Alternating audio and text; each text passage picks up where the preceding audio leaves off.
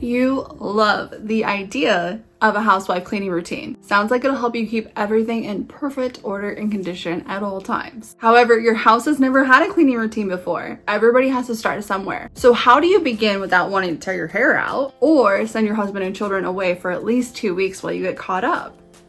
Where is that starting point? Today I'm going to share with you the 3 techniques that I used to get my house from bachelor pad to a manageable cleaning routine without anybody going crazy.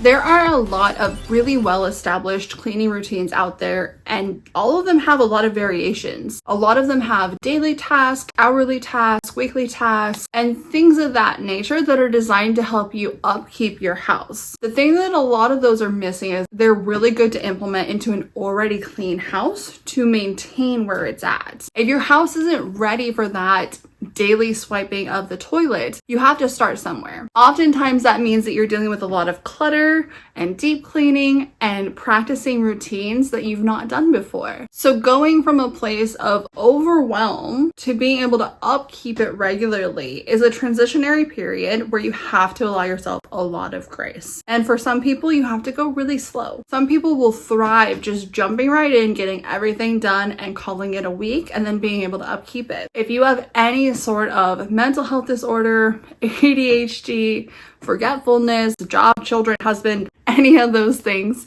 it's going to be a little bit of a different process. When I moved in here, I moved into an environment that was already established and I needed to take things over and begin deep cleaning a lot of areas that hadn't been touched in a while. And that was a really scary thought. It was very overwhelming to try to get it to where I felt like I could upkeep it regularly without constantly fighting everything that was going on in the house. There are 3 key techniques that I used to help me get a starting point going. And at the end of the video, I'm going to tell you how I was able to upkeep on those areas after I already started them. One of the things that I really leaned into was to forget about the little voice inside your head that tells you what you should do. And I encouraged the voice inside my head that told me what I wanted to do. There were days when I would wake up fully energized. I'd have a sink full of dishes, but no part of me wanted to do the dishes. And instead there was this little voice inside of me that went, it would be really cool to organize that pile that's on the landing of the stairs. Let's get that done today. Or I really want to deep clean the bathtub today. So what do you do in that situation? Your brain is saying you should do the dishes. You need the dishes to feed your family. You need to do this. You should do this. And the best thing that you can do is ignore it. If you don't feel like doing the dishes and you're not in a position to make yourself do the dishes, then stressing out about it isn't going to get you anywhere. However, if you embrace the part of you that is saying, hey, I really want to do that one task, it'll make me really happy to do it, then do that one task. What you'll find is that momentum creates more momentum. So if you start deep cleaning one thing that you're really excited about, you might find that you actually end up doing more. For example, with the bathroom, my bathroom's that way. I really wanted to deep clean the shower. And so I did. And then I found that I was deep cleaning the floors and the sink. And it just escalated from there because one spot had gotten done. So if there is something in your brain that says you really want to clean something, just let yourself clean it. There is nothing wrong with putting off tasks that you were already going to put off anyways in order to get something else done. Give yourself that grace and you'll get a confidence boost because you did it. You did the thing. You cleaned the bathtub.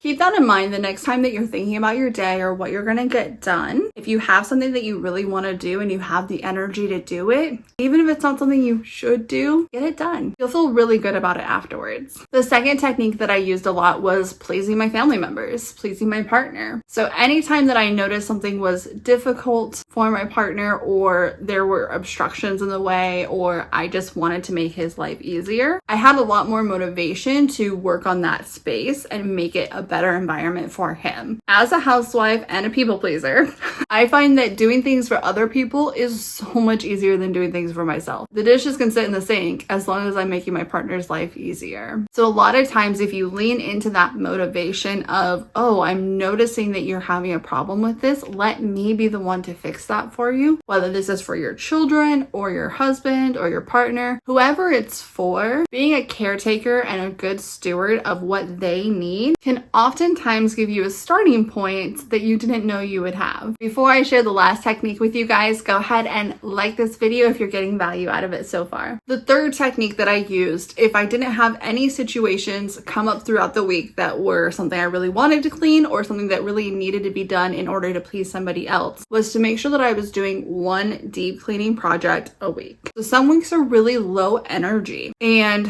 when you look around your house, it can be really overwhelming because you see all of the things that you need to get done. What I got in the habit of was trying to tunnel vision in on one thing. For example, the top of the drawing machine had become a catch-all location. One week I hadn't done any other deep cleaning projects or catching anything up. I decided I was going to clean off the top of that. That was going to be the one thing that I did for that week. This system gives you a lot of time, and it does take some time to really work through all of the areas in your house. Because of that, it's a lot less overwhelming. You focus on just getting one space at a time to where it needs to be. And that brings us to how you keep up on these things on a regular basis. Once you've taken a space from cluttered and really needing some love and attention, you're going to want to build it into your weekly routine. So that's where this is really different for everybody's household, everybody's family, and everybody's needs. Instead of doing a list that's been pre-created, you're going to create your own list based off of your own abilities. Once you've gone through and done the deep cleaning project that needs to be done, it's a lot easier to upkeep it. I usually have about one day a week where I go through and I say, what are the things that I've already done to get the house caught up and what needs to happen now in order to maintain where it's at. One example of this is I spent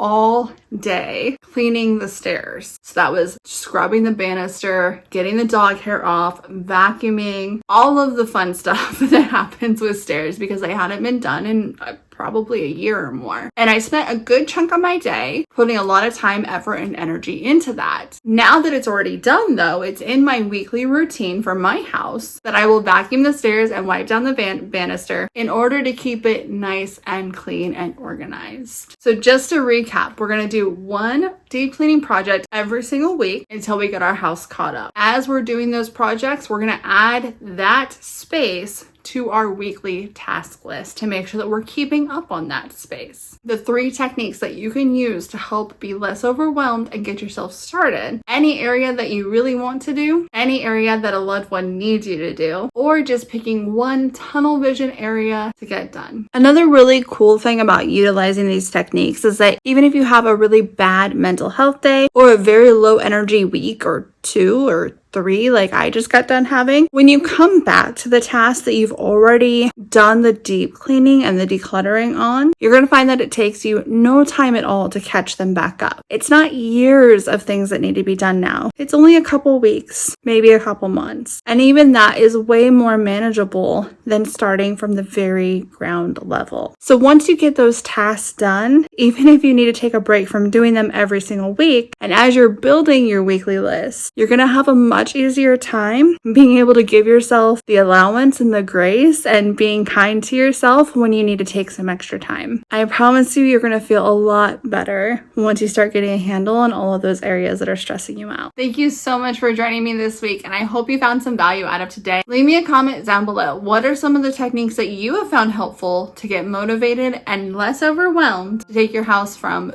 bare beginnings to an established routine? I hope you guys have a great week and subscribe for more vintage housewife content. Bye.